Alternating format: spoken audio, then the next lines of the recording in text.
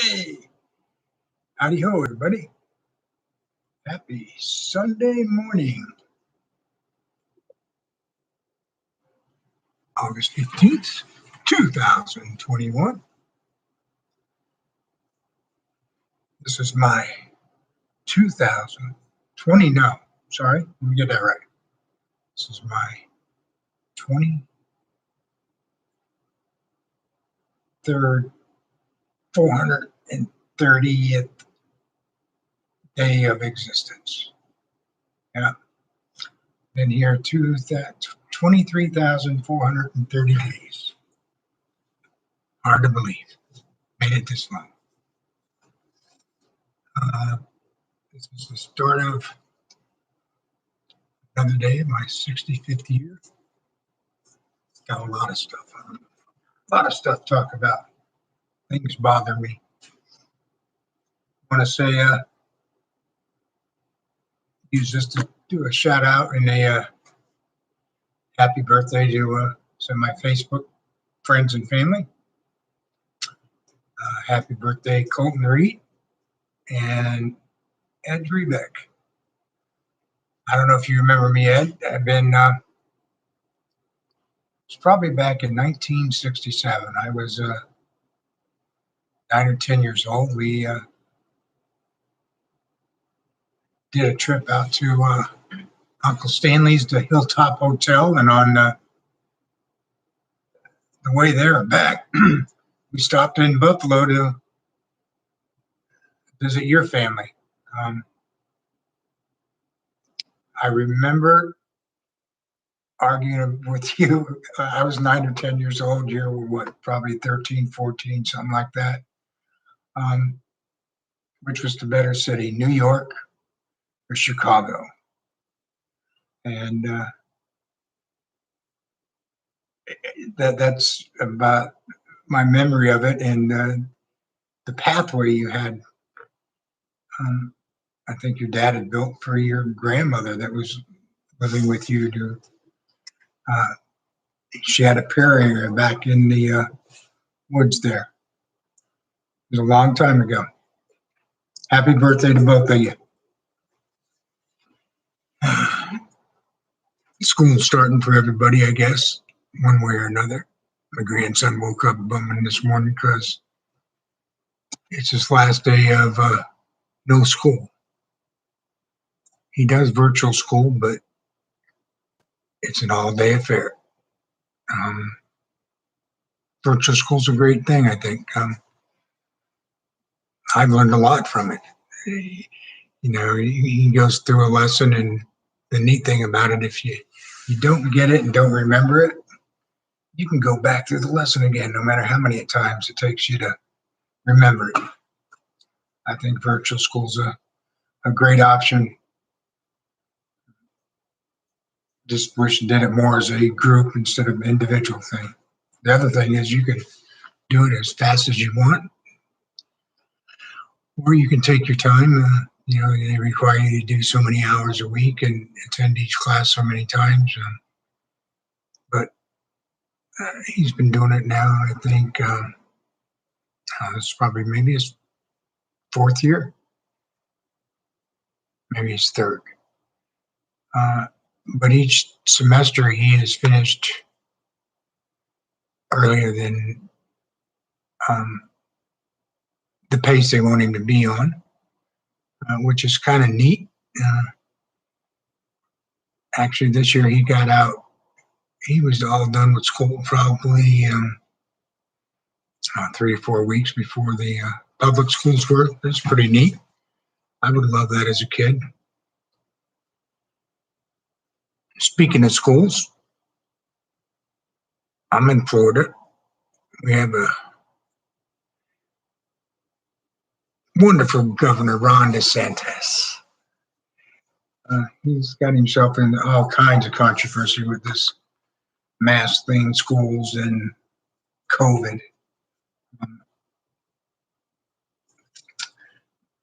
He said he was quoted this weekend because they're really on him about this mandates with the no mask, and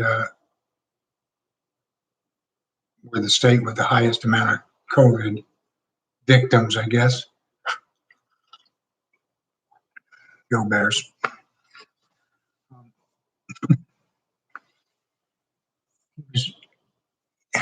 His quote was that uh, comparing his dealing with the COVID, the most significant threat to our freedom since the Berlin Wall. It's quite a comment. Seems like there's I think, a few more significant items before then, but Mr. DeSantis has his hopes on being president. I can see that one day. One thing we've done in Florida is, excuse me a minute, I'm sharing this on Facebook. I forgot to do that earlier.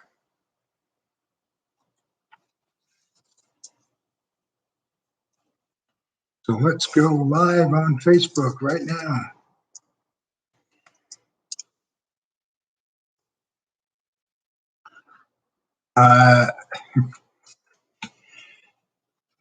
So the way I look at it, it's my opinion. It's my blog. So my opinion, I think, is correct.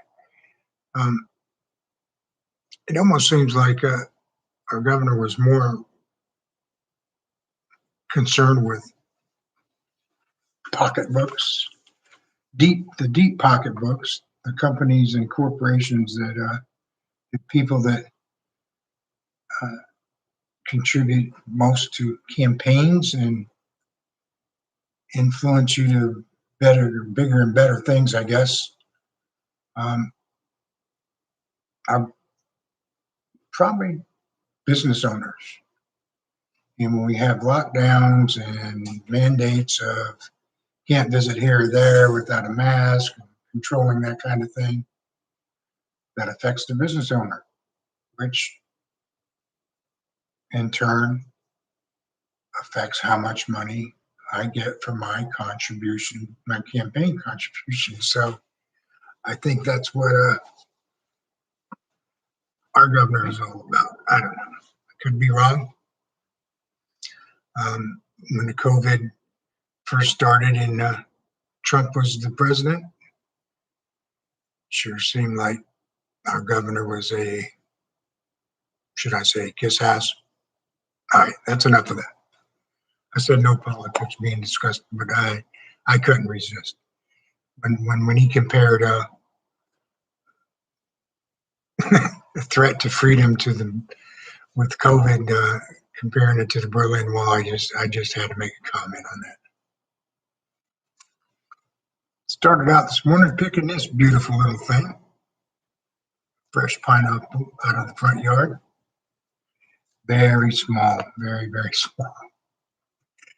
But as golden as this is off the vine or off the plant, this is going to be like sugar. Our pineapples second year in a row came out very small because of in the springtime when we should be getting at least some rain. It was very dry, so they didn't, during their growing, they didn't get the water they needed to grow big enough. No, I didn't water. I don't have a well. I'm not paying city in Melbourne to water my plants. Sorry, that's why we try to have drought-resistant plants that survive anything. It'll be good for breakfast. I got pineapple. Yeah, back to the pineapples. We've got I don't know, somewhere between 20, 25 plants in one area. We usually average about a dozen pineapples a year. I think our best year, I think we got like 15 or 18 pineapples. My Facebook friend Kimmy. I didn't get you one this year, but it's because 2 years in a row I always gave Kimmy a pineapple when I was working. She was an ex-employee that had to quit working too early. Maybe I'll see if I can get. There's maybe one left that's out there ready to go. Maybe I can get it to Jeff and get it to you, Kimmy. Only if you subscribe to Big Strikes YouTube channel. You know, something else I've seen, just to get to sports a little bit.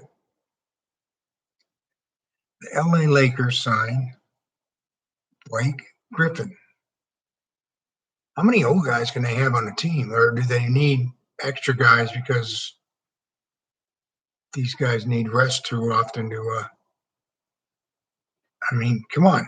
You got Dwight Howard, LeBron. What's LeBron now? Now he's started getting injured.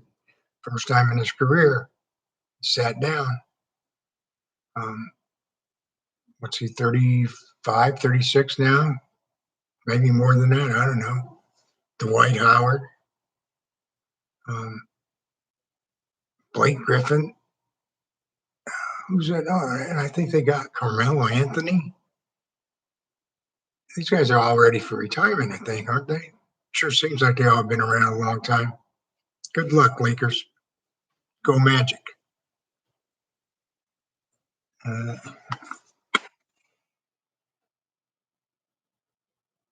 Been working on some videos. Think I'll be able to get it edited and posted today. Got a worked on a homemade New England clam chowder yesterday. I actually was supposed to go to a kids football jamboree session. We had rain and storms off and on all morning. I'm sure the place was flooded, but I took some of the chowder. I was going to give out as samples to get some opinions on the taste. Put some in the cooler to keep it hot. Is that an oxymoron? Cooler to keep it hot. Anyway, those little coolers work very well for keeping hot foods hot. So went down there, took it down there. There must have been 500 cars there. And it was like, I can't believe there's this many people out here with, I mean, and the ground was kind of muddy and wet, and it rained off and on. And I drove around looking for a parking spot and thought, even if I get a parking spot with my legs the way they are, I'll never be able to get to the field. And there was like, I think 5 or 6 fields. So I wanted to go see Vinny Reed play flag football, but I just couldn't get out there.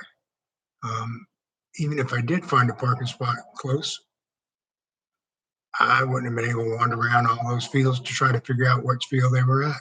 Probably by the time I found it, the game would have been over. So, Keith, if you give me message me or text me next time he plays and where at, I'll get there. So, hope you did well, Vinny. What else we got going on? I guess I should have posted this earlier on Facebook. Maybe I got some comments. I'm going to try to do this vlog every morning, sometime between 7 and 9. And if I remember, throw it live on Facebook. Not live, that'll be a rerun. We don't use that term anymore, reruns. Remember when we used to have the guy used to get the TV guide to let you know what was on TV? And there'd be that R after when it gave you the name of the show, it had an R in parentheses to let you know this is a rerun. They don't use that term anymore. And then there was rerun on What's Happening, rerun, Raj. Anybody remember that?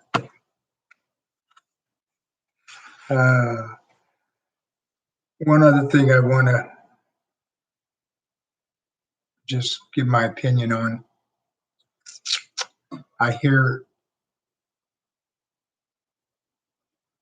it's gone down now since, but especially in Florida, employers complaining that they can't get employees to work, that they'd rather sit home and collect unemployment. Well, let me put it to you this way, Mr. Employer. I've only been out of work for about a year and a half now, but I remember before getting released, most of the guys in the kitchen started out at $10 to $12 an hour. And restaurants, one of their biggest expenses is labor. So always controlling labor, cutting hours. But you need a number of people to work, especially in the kitchen. The servers never worried about minimum wage. They were getting a minimum wage, it's because they weren't very good servers. You control your own. But think about it. Most of our cooks work 20 to 25 hours because that's all the hours are really available. You make $10 to $12 an hour. So you go to work to make less than you get on unemployment. And unemployment in Florida is $250 a week. So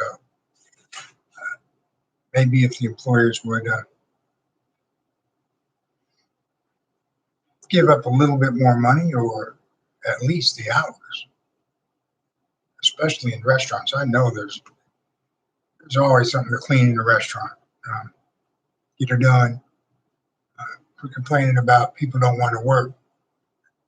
It's more like employers don't want to pay. So that said, I'm sure I stirred some pots up on that, and hopefully I get some good comments, even bad comments.